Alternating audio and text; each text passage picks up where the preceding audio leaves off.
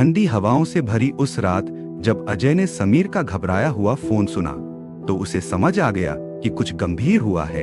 अजय, मुझे तुम्हारी मदद चाहिए। मैं एक खतरनाक खेल में फंस गया हूँ। समीर की आवाज कांप रही थी। अजय बिना समय गंवाए उसके घर पहुंचा। समीर, जो एक सफल व्यवसायी था, आज बेहद डरा हुआ और थका हारा दिख रहा था। उसका चेहरा पीला था और आंखों में चिंता की लकीरें साफ झलक रही थी। मुझे लगता है राधिका मुझे मारने की योजना बना रही है, उसने धीमे स्वर में कहा। राधिका एक रहस्यमय, सुंदर और आत्मविश्वासी महिला समीर की जिंदगी में हाल ही में आई थी।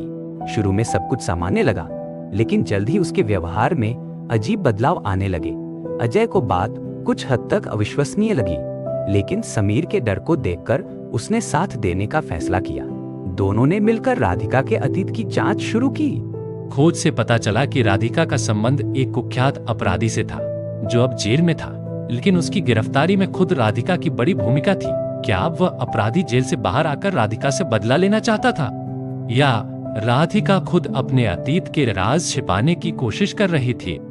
जैसे जैसे रात गहराई, अजय को एहसास हुआ कि कोई उन्हें देख रहा है। तभी दरवाजे पर दस्तक हुई। अजय ने दरवाजा खोला। सामने राधिका खड़ी थी। उसकी आंखों में एक खतरनाक चमक और हाथ में एक चमचमाता चाकू। तुम दोनों ने मेरी सच्चाई जानने की कोशिश की, उसने कहा। अजय ने हाथ उठाकर शांत स्वर में कहा, हम लड़ने नहीं आए राधिका, हम तुम्हें समझना चाहते हैं। राधिका ने ठहाका लगाया। तुम क्या समझोगे?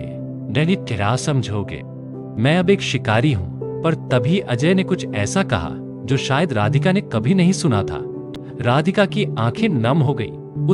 वे जान चुके थे कि अंधेरा हर किसी के भीतर होता है, लेकिन एक दूसरे का साथ हो तो उजाले तक पहुंचना मुमकिन है।